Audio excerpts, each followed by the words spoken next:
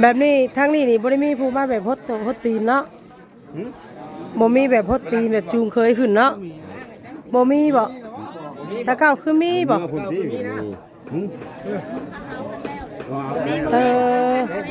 แบบบ่ว่าแบบทางนี้เนี่ยบ่มีสิเนาะสิแหละพี่น้องเนาะหลายบ้านบ่คือกัน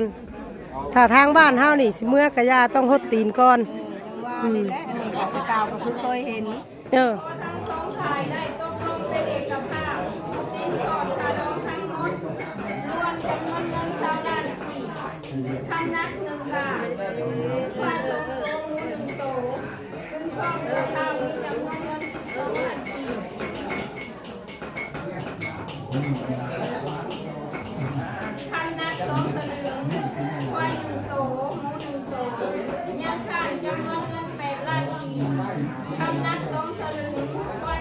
สบายดีสวัสดีเด้อ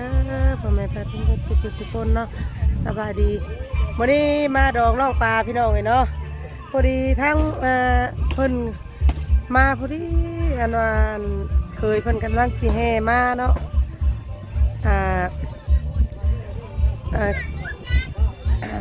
เนาะเคยเพิ่นกำลังสิมาพี่น้องเลยเพิ่นตุ้นอยู่เพื่อนน้องปลาเพิ่นผูกแขนในสิผูกอยู่เพื่อนพอตู้เนาะเพราะว่าถามเพิ่นได้ว่าน้องปลานี่มาเฮือนว่าซั่นเนาะทางเพิ่นก็เลยจัดขึ้นทางเฮือนพอตู้กับพอตู้จัดให้เนาะทางเจ้าบ่าวเพิ่นกำลังสิมาอยู่ทุกคนเนาะเอาจังใดกะไปเบิ่งไปส้มน้องกันพี่น้องเนาะเพราะว่าอันนี้ก็เป็นงานแต่งของน้องปลาสแกก็มาแต่เช้าเพิ่นน่ะพี่น้องเนาะถ่ายภาพบรรยากาศที่ว่าเพิ่นกำลังแต่งหน้าแต่งตาน้องปลาเมื่อเช้านี่เนาะเอาตอนนี้ก็ไปเบิ่งเจ้าบ่าวกันเลยทุกคนเลยเนาะสแกก็ตั้งแต่น้องปลาผัวยังไม่ได้เคยเห็นหน้าเพิ่นจักเทื่อเลยเนาะโดยมาแล้วพี่น้องเนาะเจ้าบ่าวเปิดเพลง3เทื่อยังได้เข้ามาฮอดเทื่อที่4เนาะเคยบ้านนาคำใต้เจ้าบ่าวมาแล้วพี่น้องแล้วเจ้าบ่าวทางเจ้าบ่าวก็มาลายอยู่นี่เนาะ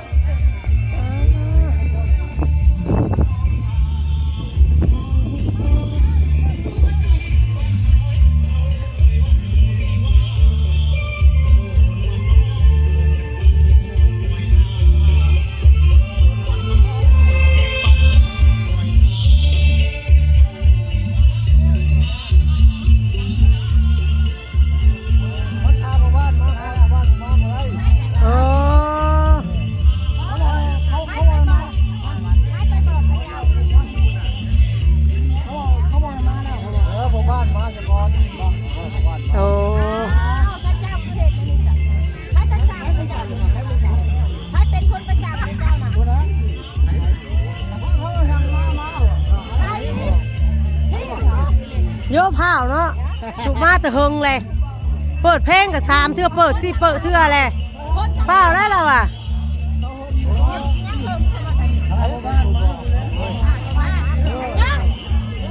ครับ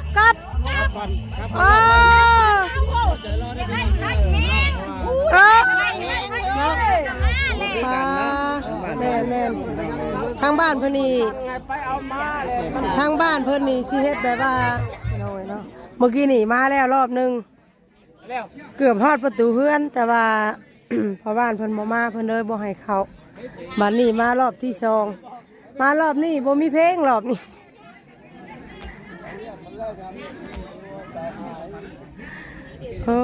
เนาะปู่เมื่อยเต้นเมื่อยเยาะแล้วล่ะวะเอามาแล้วเฮ้เคยบ้านนี้เนาะมาแล้วเด้อเคยมาแล้วพี่น้องเอ้ยบ้านนี้เนาะบ้านเงียบคักเงียบแน่เนาะป้าโต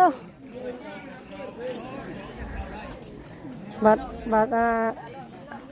มันเงียบไปดีเลยทุกคนเลยเนาะตื่นน้องนินเลยมาแล้วบ้านแบบบ่คือทางบ้านเฮาพี่น้องเนาะทางบ้านเฮามันสิแบบนึง อันนี้ทางเพิ่นก็สิอันนั้นเนาะเออแบบนี้ทางนี้นี่บ่ได้มีผู้มาแบบฮดตีนเนาะบ่มีแบบฮดตีนแบบจูงเคยขึ้นเนาะบ่มีบ่ถ้าเก้าคือมีบ่เออแบบบ่ว่าแบบทางนี้เนี่ยบ่มีสิเนาะเออสิแหละพี่น้องเนาะหลายบ้านบ่คือกันถ้าทางบ้านเฮานี่สิเมื่อกะยาต้องฮดตีนก่อน ว่านี่แหละอันนี้ของเก่าก็คือเคยเห็น เออบ่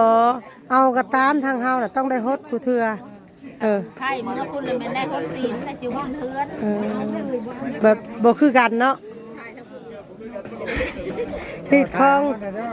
องแต่ละบ้านนี่บ่คือกันพี่น้องเนาะถ้าไปทางบ้านข่อยนี่มันสิแบบนึงบ้านทุกคนหาบ้านมาเข้าแล้วเออเนาะหลายบ้านมาหลายบ้านกินหลายบ้านพี่น้องมาเข้าทางนั้นทางนี้มันเข้ายากต้องมาเข้าทางนี้ไปมาเข้าทางนี้ไปเบิ่งเจ้าบ่าวเจ้าสาวก่อนบ้านนี้คนนี้เนาะไปยังมาอยู่นอกบ้านนี้ฮ้อนเนาะฮะฮ้อนโอ้ยอยู่นี่แห้งฮ้อนคักเด้อหน้าตาเด้อไปนี่เด้อ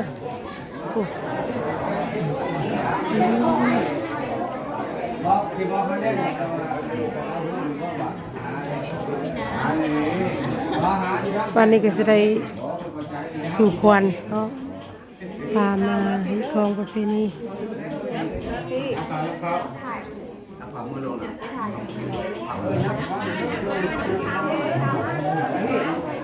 เราอาจสิได้บ่ได้ไปถ่ายทางหน้าเนาะ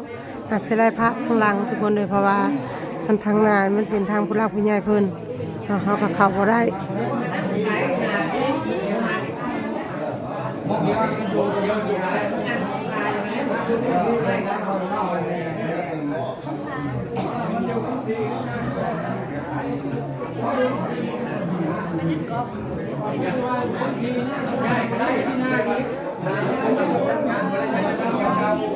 เตี้ยแต่งเต็มที่วันนี้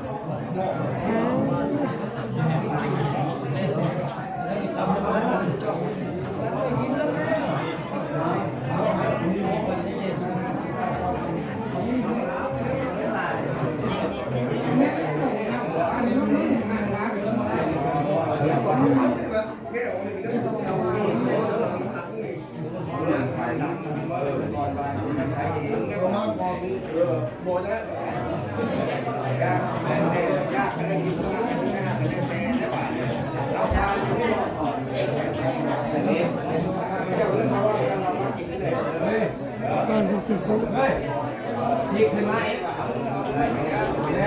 อา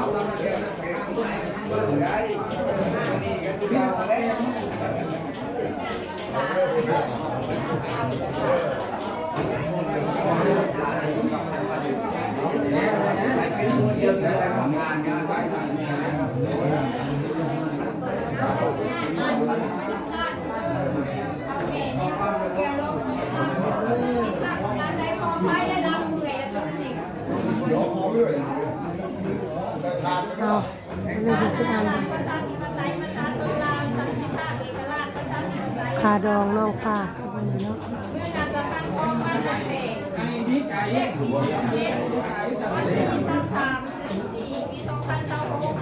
ใบอนุญาตการแต่งตัวใบนำตาอีกตามกฎหมายว่าด้วยครอบครัวสำหรับครอบครัวที่สองการมั่นหมายการสู่ขอเลยการแต่งดอกหมวดที่หนึ่งเลขหมวดที่สองสำหรับเลขที่05สพสลงวันที่26กรกฎาคมปี2008อิงใส่การห้องขอแต่งดอกของครูบางสาวที่มีความหลักหนักกันเจ้าหน้าที่ทะเบียนครอบครัวของบ้านนาแพงเมืองอัศพังทองแขวงสวรรณเขตจึงเห็นดีตกลงอนุญาตให้เช่าหาอายุ19 ปีอาชีพเพชรนาหน่วยที่3บ้านนาคำใต้เมืองอัศพังทองแขวงสวรรณเขต ซึ่งเป็นบุตรของเท่าวีเลนางหงส์หน่วยที่3บ้านนาคำใต้เมืองอัศวรทองแขวงสวรรณเขตแต่งดองกำนันป๋าอายุ18 ปีอาชีพเป็นนายวันที่15บ้านนาแขกเมืองอัศวรทองแขวงสวรรณเขตเป็นบุตรของเท่าวีเลนางเพชรตายอยู่หน่วยที่15บ้านนาแขกเมืองอัศวรทองแขวงสวรรณเขตท่านนั้นเจ้าหน้าที่ทะเบียนครอบครัวเห็นดีตกลงอนุญาตให้ผู้บ่าวสาวที่มีความหมักหักกันนับแต่เมื่อวันที่23เดือน4ปี2566กับคืน7 ค่ำเดือน6ลาวพศ2569เมื่อในการสู่ขอทั้งสองฝ่ายได้ตกลงเป็นเอกภาพสิ้นสอดค่าดองทั้งหมดรวมจำนวนเงิน20 ล้านคำนัก1 บาทฝ่ายตกลง1 โตซึ่งครอบครัวเรามีจำนวนเงิน12 ล้าน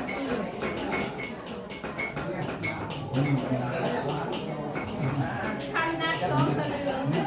ฝ่าย1 โตหมู1 โตยังขาดจำนวนเงิน8 ล้านคำนัก2 สลึงฝ่าย1 โตในกรณีที่มีการหย่าร้างกันพาน้องที่ฝ่ายชายยังขอท่านได้มอบให้ฝ่ายหญิงครบถ้วนในเวลาแต่งดองเอาเป็นผัวเมียนั่นต้องนำมาปฏิบัติให้หมดตามจำนวนที่ได้ตกลงในหนังสือสัญญาแต่งดองสับเดิมของผัวเมียเอาสู่รองมือเพื่อนเนาะเอามือเพื่อนบอกถ้าอยู่มันเกณฑ์นำกันเป็นบ่ได้ทีถ้ามาห่างกันไปทางที่บ่ถูกต้องแม่นทางเอานำเจ้าขึ้นยิงใส่ที่คล้องหลักในกฎหมายบ้านเมืองนั่นคือสัญญาแต่งดองฉบับนี้ได้เป็นหลักฐานสำคัญให้แก่ทั้งสองฝ่ายทั้งว่าผู้บ่าวสาวทั้งสองนี้ได้มีการเอากันเป็นต้นไปถ้าหากเกี่ยวหากมีการปรับก็ดีต่อสังคมก็ครอบครัวให้เอาแก่ญาติบ้านเมืองตั้งเตือนเราไม่ต้องละเอียดกฎหมายบ้านเมืองตามความเหมาะสมนั่นคืออนุญาตในกองสารที่คนนำใช้ได้จำเป็นลงลายเซ็นเป็นต้นไปลายเซ็นไปกันเข้ามาพยานเข้าพยานไทยเมียนักป่าลายเซ็นไทยเมียนักป่าพยานไทยเมียข้าวหมดทางมีทันลูกเจ้าหน้าที่ทะเบียนครอบครัวทางบ้านนั่นเองทางคุณเซมงเงินมาในเด้อต้มก็ทำได้มาในไรคำแต่เป็นยังเป็นซักเป็นซักก็ถ้าเราเป็นซักจะมาเป็นบอกเป็นซักบอกเป็นตัวแล้ว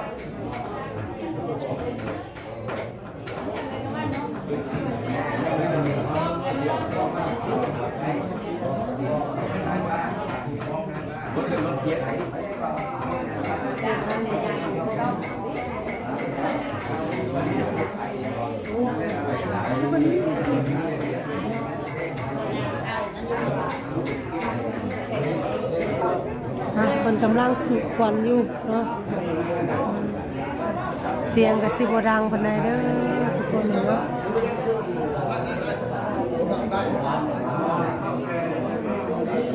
อย่าไปเลยน้องมิ้นใกล้กับมันโอ้ยบุ้ย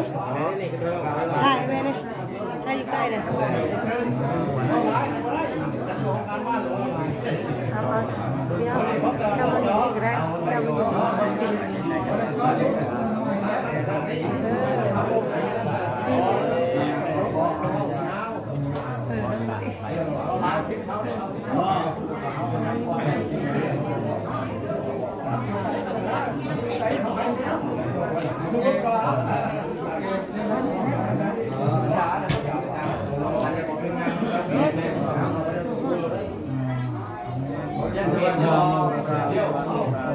ไม่เคยเห็นเลย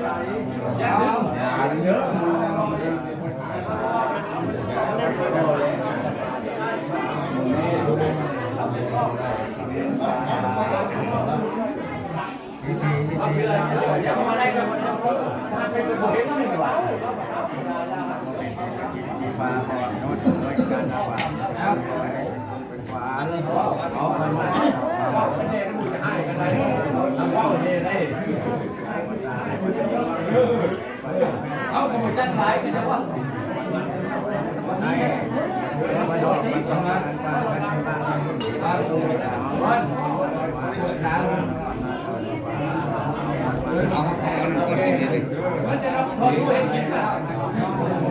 ก้นเนาะก้นจะดูก้นนี่จะพูดไปบ่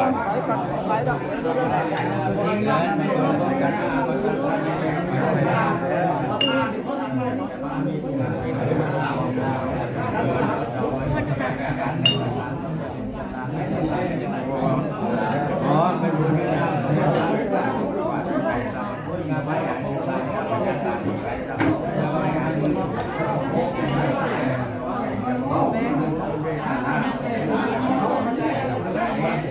ให้นางงามกำไมกันเนี่ยในวันนี้วันนี้คนไหนผู้แทนไปทำสุขภาพคนผู้นี้ในสถานวันเอาได้สวยเมื่อนั้นทางกันใต้กำลังเลยดังมาตัวเราไปกันไปกันแกขึ้นมาในแกประเดี๋ยวเสียใจกันมันกันมันเงินว่ามันเนี่ยจะเกิดคนจะไปที่นี่มันยากคนมากควันมาชุบควันมือเนี่ย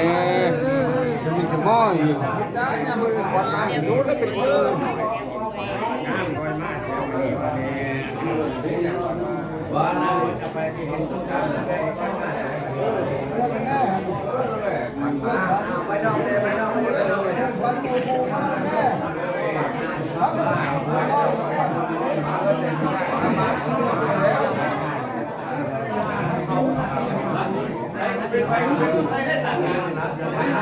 โบไทยเทียนเนาะ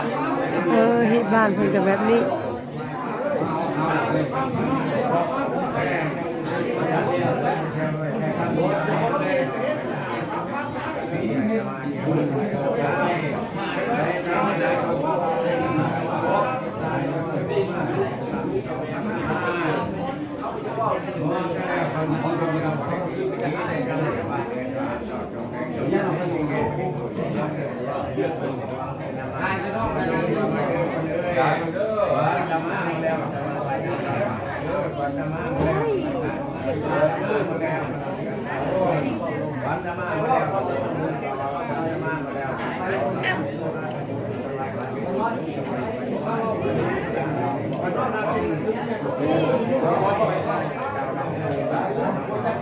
ขอบคุณครับ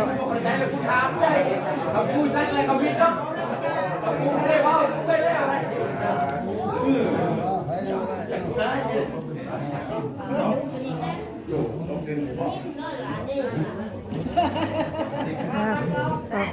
แล้วแล้วก็ผูกแขน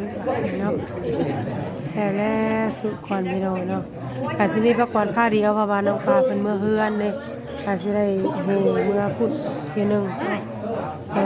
ไปหากับผูกคอตัวแขนเป็นคนเด้อบัดนี้ทุกคนเลยเอากำลังผูกแขน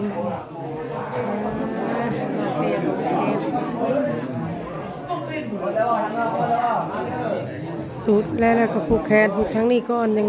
แสดงเฮมือพนันเนาะ